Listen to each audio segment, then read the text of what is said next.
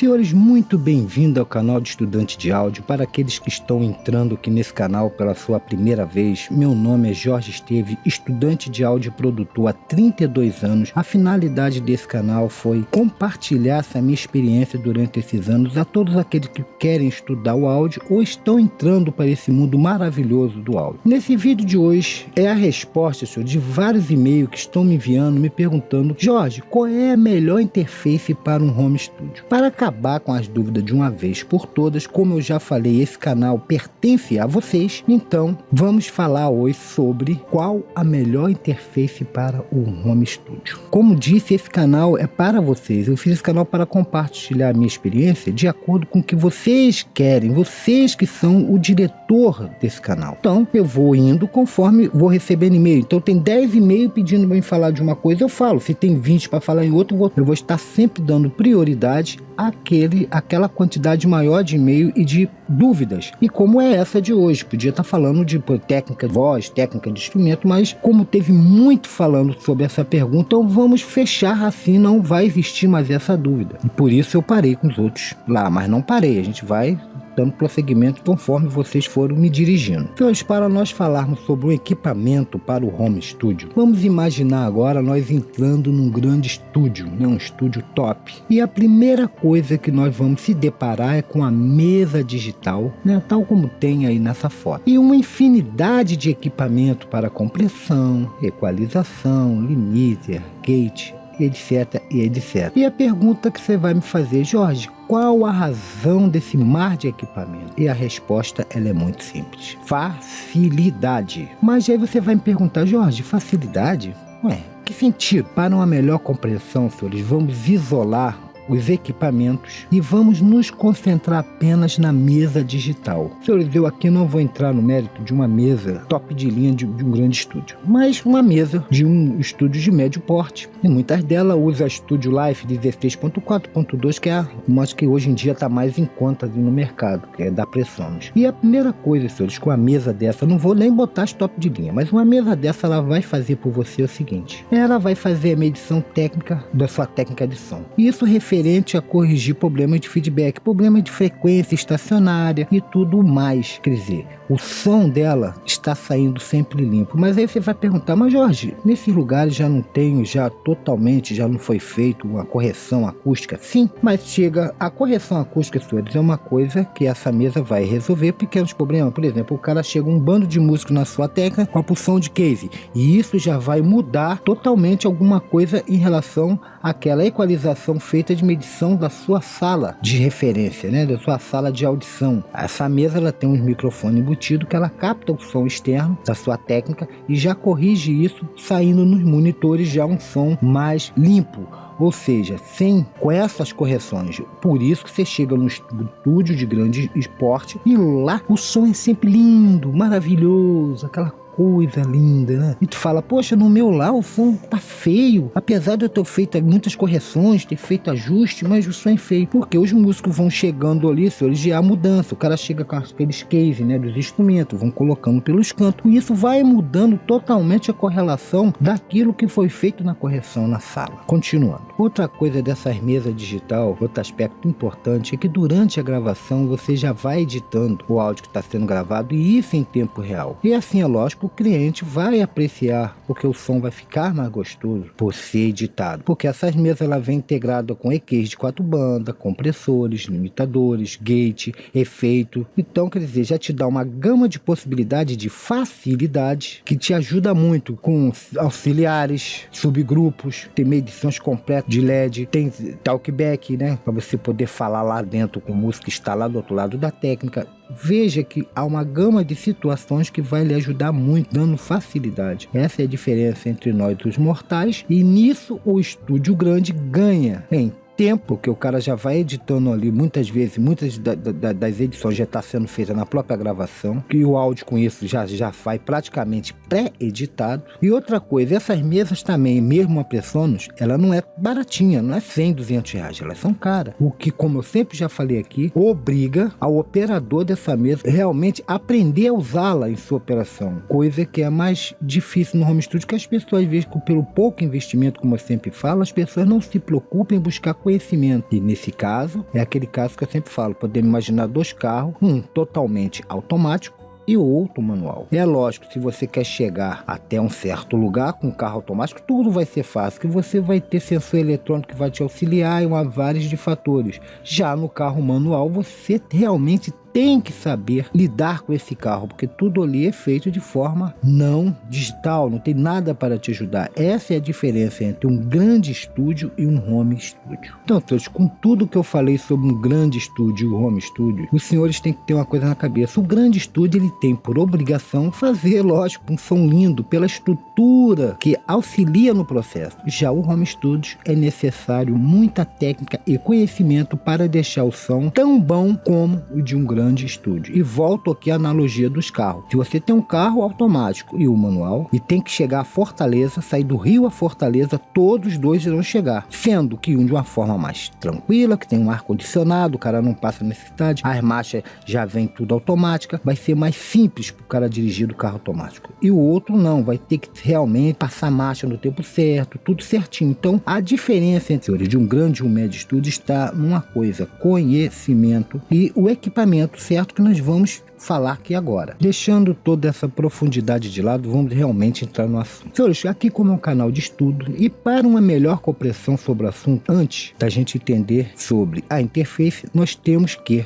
ter conhecimento primeiro sobre um assunto já explicado nesse canal, que é sample rate e bit. Eu vou dar aqui apenas uma pequena pincelada para a gente relembrar aquilo que já foi dito, então não vou entrar no assunto profundamente, porque eu já falei disso já em outros estudos aqui, e para que vocês vejam que tudo isso aqui que eu vou dizer agora tem a ver com a melhor interface. Quando o som, senhores, nasce no meio natural, ou seja, no meio analógico, ele precisa ser processado pelo sistema digital para que ele entre lá, como a religião. Você vem da religião, então você tem que passar por uma conversão para que você faça parte daquele grupo, daquela nova religião que você está entrando. E isso acontece no meio do áudio. O sinal, ele vem do meio analógico como elétrico e ele vai passar para o sinal digital, ou seja, ele vai virar binário, que é feito através de amostragem de ponto. E é lógico que quanto maior a frequência de amostragem, mais informação é capturada. E quanto mais informação capturada, mais original será o sinal digital. Essas amostras, como já foi dito, é convertida em valores 0 e 1, né? 1, 0, 0, 0, 0, 1, 1, 0, 0, 0, vai fazendo essas combinações de binário e assim é que funciona a coisa digital. Quanto maior a quantidade de valores representado nessa amostra, maior é a resolução em bitrate dessa amostra. E a resolução é a quantidade de informações binárias de 0 e 1 que determina a amostra. Como já aprendemos aqui no canal, senhores, por isso que eu não estou aqui explicando nada, eu estou apenas comentando aquilo que nós já sabemos. Que cada bit acrescentado na amostra acrescenta 6 dB na escala dinâmica. Isso representa o quê? Significa que uma amostra pode representar uma variação de 6 dB por bit de resolução. Ou seja, quando você lá vai fazer seu projeto, você bota, eu quero meu projeto com 16 bits, você tem uma escala dinâmica de 96 dB, ou seja, você tem um espaço, um teto que vai até 96 dB de dinâmica, ou seja, pode haver nisso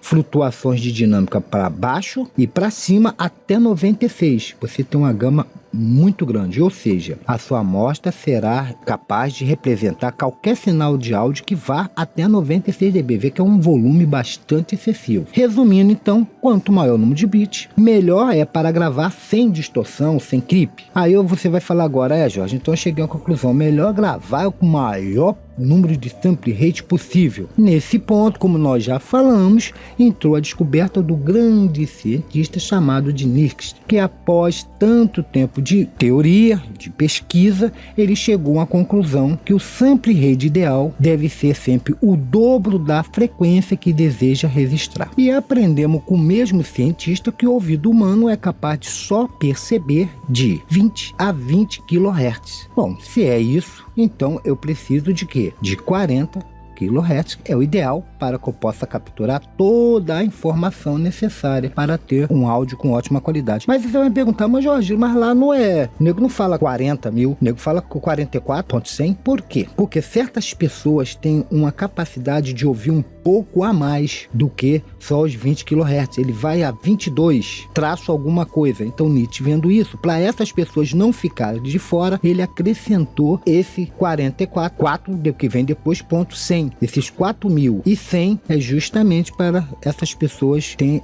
esse fenômeno de escutar um pouco melhor, porque os mortais é de 20 a 20 kHz. Então eu botei uma tabelinha aí para que o senhor possa ver os valores em bit, os valores em resolução e quantos dB você tem de margem para poder fazer uma gravação e trabalhar com áudio. Assim, senhores, muitos produtores defendem a tese que 16 bits é o suficiente para fazer uma gravação. Eu acho que 24 é bem melhor. Por quê, senhores? Se vocês têm R$100 para gastar no almoço, excelente. Mas se você tem 1.000 e tá sobrando, melhor ainda. Se você tem uma interface que cabe isso, você tem um computador que tem essa margem de sobra para você de processamento, por que não usar então 24, ao qual você vai ter valores muito maior, você vai chegar a 144 dB de margem lá em cima, quer dizer, você pode gravar sem muita preocupação de creep e distorções, que você tem uma margem maior de sobra para trabalhar. Então eu considero 24 melhor, a não ser em caso de orquestra, que é diferente, porque a orquestra já usa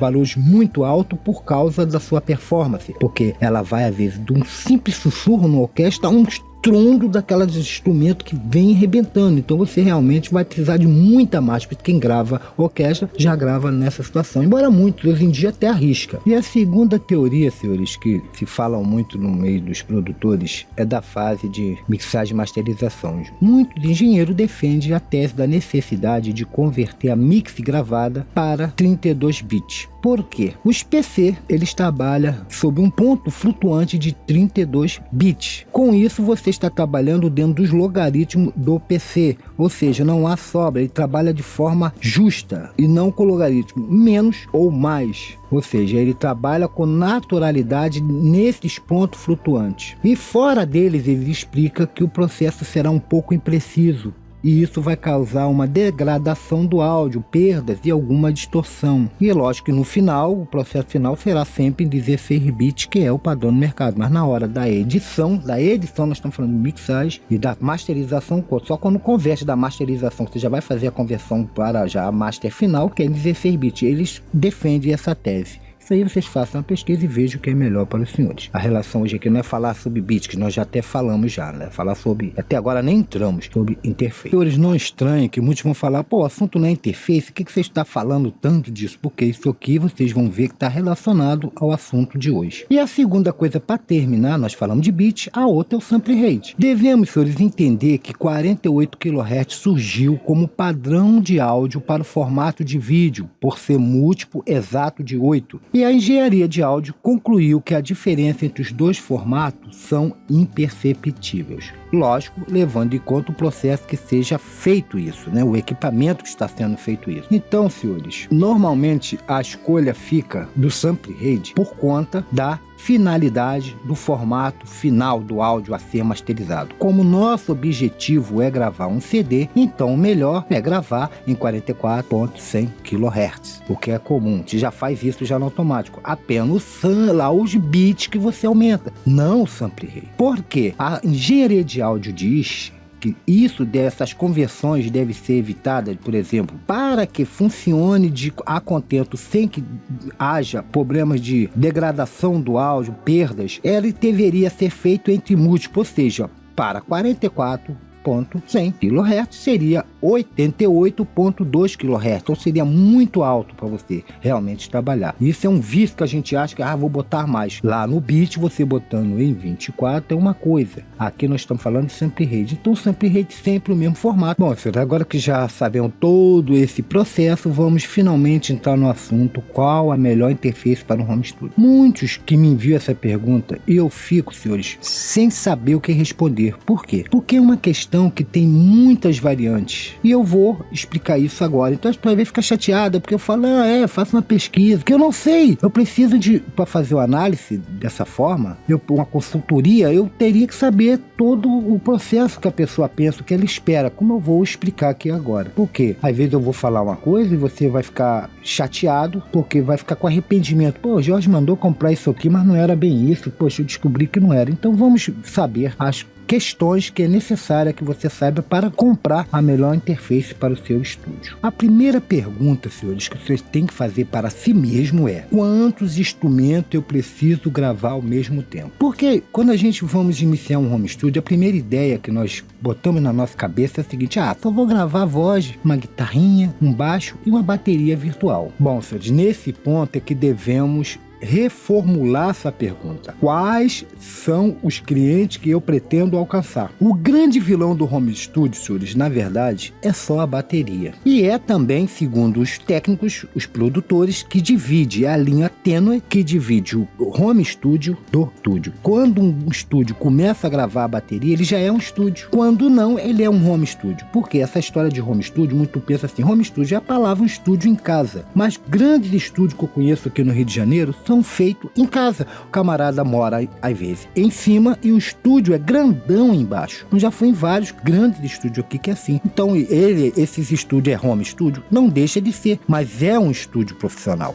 e grande. Então essa palavra, o home studio, está mais ligada à capacidade de gravação, na verdade. Então um estúdio é aquele que tem capacidade, tem espaço suficiente para gravar uma bateria, né? E um grande estúdio gravar uma orquestra. Uma coisa que você tem que botar na cabeça, senhores, que todos aqueles clientes que vão lhe procurar, as bandas que vão lhe procurar, por menor que seja, vão sempre querer uma bateria em termos reais e não virtuais. E lógico que eles têm a sua razão. Por quê? A execução feita por um baterista que esteja envolvido com a obra, lógico, ela terá uma melhor performance no sentido de que o baterista ele vai impor a emoção que a canção pede. Dito isso, devemos ter, senhores, conhecimento sobre quantos canais fica envolvido numa gravação de bateria padrão. Então a primeira coisa que a gente tem que pensar é nisso. Então vamos saber agora a base de uma gravação de uma bateria padrão. Porque, senhores, muitos amigos meus já compraram, às vezes, assim, estava começando e compraram a interface, às vezes, de 2 canais. Só que ele montava seu home studio e a coisa, quando começava a aparecer os primeiros clientes, gravar bateria.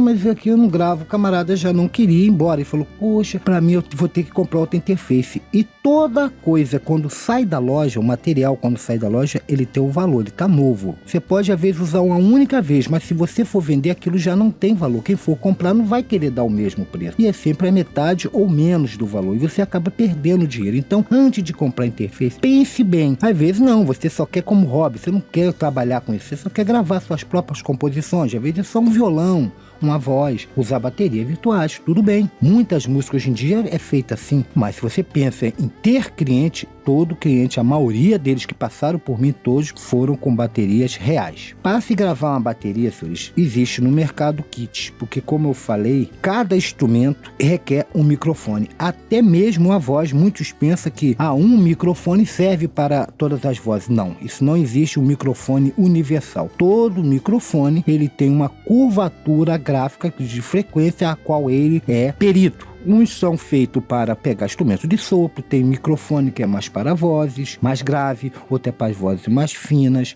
outro é para as vozes mais fanhas, ou seja, existe toda essa gama. E numa bateria, geralmente o kit, você vai comprar o kit que sai de forma às vezes mais barata, e os kits, como vocês podem ver aí, vem geralmente com 7 peças, para que você possa gravar a bateria peça por peça, porque editando assim as peças em separado, se torna mais fácil a edição, você manobra melhor na edição da bateria, o som será melhor. Que uma coisa que você tem que pôr na cabeça, senhores, que bateria de estúdio nunca é uma bateria real. Vocês podem ver que o som da bateria de um CD é lindo, é sempre pura, mas se tu vê uma bateria mesmo ao vivo ali, ela não é tão linda o som como é uma bateria depois de editada, porque na gravação de um CD tudo tem que ser maravilhoso. Então a primeira coisa ao comprar a interface, nós devemos ter atenção em o número de entrada e o número de saída dessa interface, porque muitos fabricantes botam no produto coisa assim como 10 vezes 6 entradas, mas na verdade isso não quer dizer 10 vezes 6 entradas. Isso não vai significar que você ali tem 16 entradas ou tem 60 entradas. Essa é uma maneira de dizer ao usuário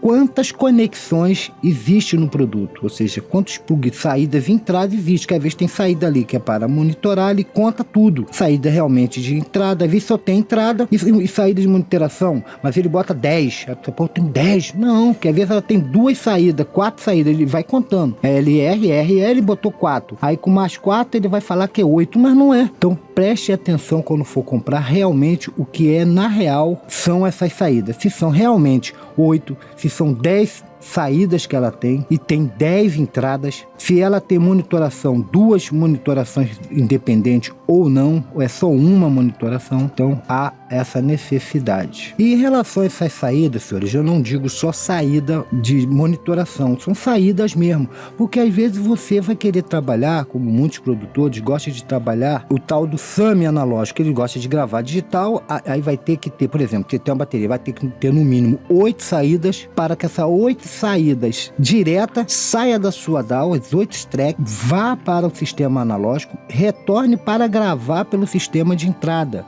Por isso, há essa necessidade, às vezes, você vê, eu vou querer fazer um SAM analógico, então vou precisar de X de entrada e vou precisar de X saídas. Caso não, você só vai trabalhar cara digital, não, então você só vai preocupar-se com tantas entradas e as saídas de monitorações. Por que essa série de monitorações, senhores? Por quê? Quantos tipos de conexão eu preciso para o instrumento que está gravando? Primeiro que você tem que pensar o seguinte, você vai ter microfone condense para gravação de bateria, que são vários, ele usa 48 volts. Outra coisa, às vezes você vai querer ter monitoração, por exemplo, uma para o músico que está lá separada da sua, que é ideal. Se você só tem uma saída de monitoração, não tem como, você vai ter que monitorar o que sair para o músico, vai ter que ser para você. Eu tenho muitos músicos meus que já gravaram comigo, eu queria que tirasse, por exemplo, o baixo, eu queria que tirasse esses violões para mim poder fazer o sax melhor, tira a bateria. Então, você tendo pelo menos 2 saídas de monitoração, já fica melhor para você ter a tua, que você pode fazer, por exemplo, está gravando uma bateria, então você só deixa, você não ouve muita guia, ouve só o clique e só a bateria, para você ver se está sincado, se está sincronizando o músico com a batida, está tudo certinho. E o músico lá não, está ouvindo junto com a guia, separadamente de você. Então, primeira pergunta, tem que ver as conexões que você precisa. E eu expliquei até aqui todas. Vamos então, senão a gente termina hoje. Outra coisa em relação à conexão na ligação do PC à interface. Porque no mercado nós temos interfaces que são USB, outras são FireWire de 400, tem a FireWire 800. Então, primeira coisa, antes de comprar sua interface, você tem que ir lá no seu computador e ver qual é o tipo de conexão que vai interligar a interface ao teu computador. Às vezes você só tem USB, então tu vai comprar uma que seja FireWire, o que vai acontecer? Você vai ter que gastar mais para poder adaptar agora o seu PC a esse novo produto. Então não, você vê, tem um USB, então tem que comprar uma interface USB. Lógico que esses tipos de conexão tem a ver com fluxo de velocidade de dados. Mas no final, senhores, uma coisa eu posso garantir para os senhores, todas fazem um bom trabalho, tanto USB como a FireWire. Então você tem que ver esse tipo, como está aí mostrado, temos USB, temos a 400 da FireWire e temos essa outro tipo de conexão que é a 800. Então veja isso atrás do seu computador antes de fazer a compra, para depois você não ter que gastar mais e você às vezes não sabe lidar com isso, vai ter que contratar um técnico para gastar dinheiro para botar esse sistema para você, essa conexão. Então veja isso. Vamos continuar.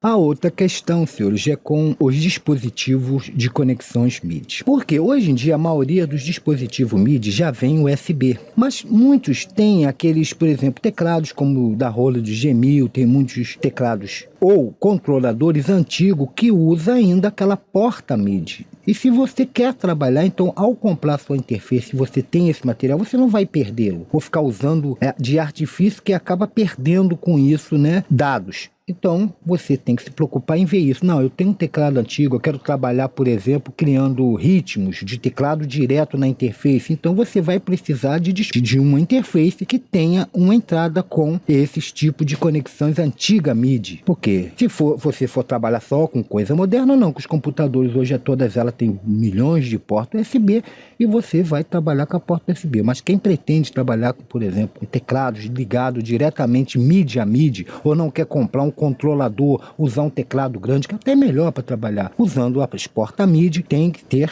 isso na cabeça. Eu tenho que comprar uma interface que tem uma conexão MIDI das antigas. Por quê? A USB o computador já vem. A outra coisa, senhores, é uma preocupação com o futuro. Às vezes você vai comprar sua interface, tu pode pensar assim, poxa, eu vou comprar uma interface hoje pequena, mas se a coisa der certo, eu vou expandir essa interface. E isso é feito através de uma conexão de um dispositivo chamado ADAT, que você vai colocando até mais 8 canais e ela vai interligar, sincronizando a sua interface a esse dispositivo, que na verdade é como se fosse assim, uma extensão. Você vai colocar mais 8 e de 8 você pode ir ligando uma a outra, criando 8, 16 e aumentando milhões de canais que você queira, porque esses dispositivos ADAT, eles são bem mais baratos, que eles não são interface que não faz todo o processo, eles são apenas como se fosse assim, um Benjamin numa luz. Ele aumenta os números de entrada para você gravar. E eles vêm com um pré bastante bons que estão no mercado e você pode com isso aumentar sem um grande custo de comprar várias ou mudar a interface. Às vezes a interface como a Focuristic, ela não é cara, ela já vem com esse recurso. Você pode muito bem colocar, ampliar, ou seja, atualizar ela aumentando o número, como se fosse botando, como eu falei, um Benjamin. Você vai aumentar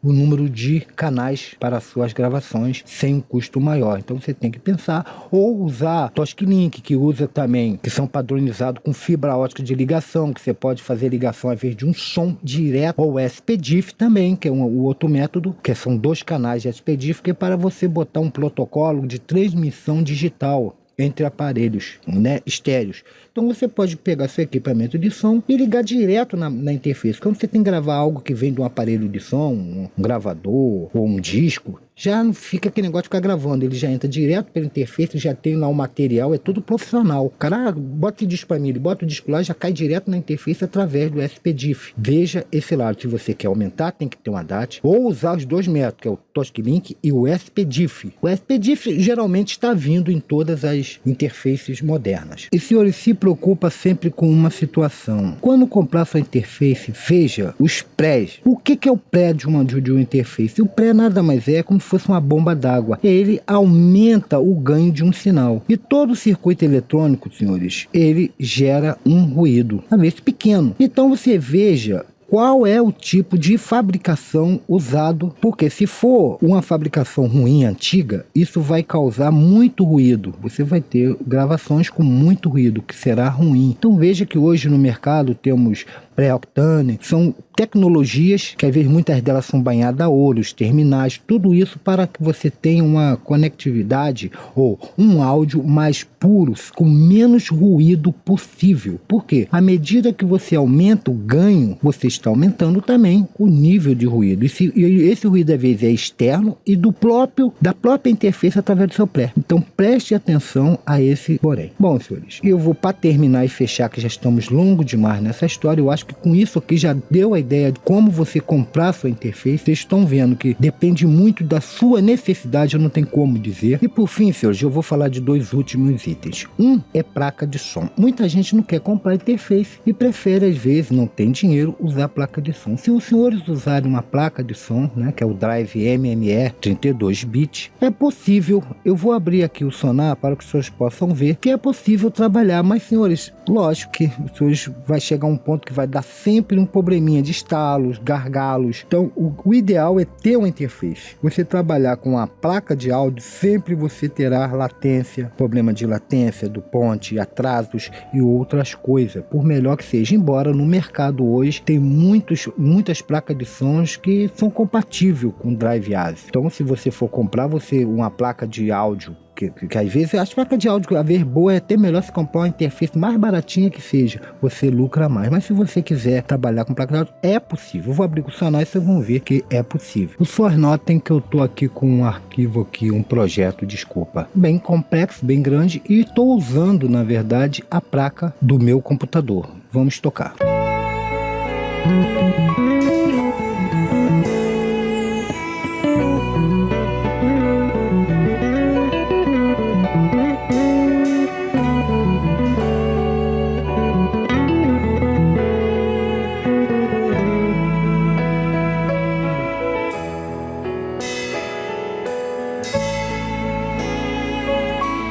Fiz alguns ajustes para os senhores verem que funciona. E até que aqui não deu estalo, mas normalmente lá na frente vai começar a dar sempre um probleminha. Mas dá para trabalhar, dá. Não é o ideal, senhores. Mas para quem está começando, dá para fazer alguma coisa, como vocês viram que eu fiz uma edição maluca aqui para provar tal teoria. E para terminar, senhores, eu dou uma dica. É sempre bom você também ter uma mesa para trabalhar com a interface. Uma mesa qualquer, por mais simples que ela seja. Ela, primeiro que o camarada chegar ao seu estúdio, já fica, vê uma mesa ali, já dá um sentido melhor. E nem tanto por isso. Por quê, senhores? Você com a mesa, você pode cortar, fazer algumas edições, né, de equalização, mas para tirar ruídos do ambiente. Você pode fazer numa voz, por exemplo, você dá aquele corte ali em 80 de frequência, você passa ali um filtro, dá um corte, quer dizer, com isso você já vai diminuir muitas coisas, mas na parte de edição, de equalização, não vou entrar nem em compressor e nada disso, mas equalização já ajuda bastante. Outra, você ter o domínio do volume, é mais simples você ter o domínio do volume com uma mesa. Uma próxima coisa que nós estamos falando lá do Sonar lá, eu vou falar de gravação, depois vocês veem lá que eu vou falar inclusive sobre isso. Se torna muito mais fácil você trabalhar com a mesa e não direto na interface. Você quer botar e insertar às vezes um efeito de um compressor, um pedal, qualquer coisa numa mesa, um reverb. Fica mais simples se você tem um aparelho tendo uma mesa, e você ligando direto, as coisas às vezes não dão tão certo. Bom, senhores, quero agradecer a todos vocês que estão nos apoiando aqui, mandando seus incentivos, que esse, senhor, é o meu melhor pagamento, que eu não recebo por nada aqui, não tem fins lucrativos, então esses incentivos é que levam-me sempre a querer estar sempre com vocês aqui, sempre me esforçando, apesar de não ter tempo, mas estar fazendo os vídeos. A todos vocês que estão entrando aqui no canal, seja muito bem-vindo. Tendo dúvida, envie para o meu e-mail que eu vou responder com todo prazer vocês sempre que eu tiver um tempo. Eu quero agradecer a todos vocês de coração que estão compartilhando o vídeo. Que Deus abençoe a cada um de vocês e até o nosso próximo estudo, ao qual vocês dirão qual é.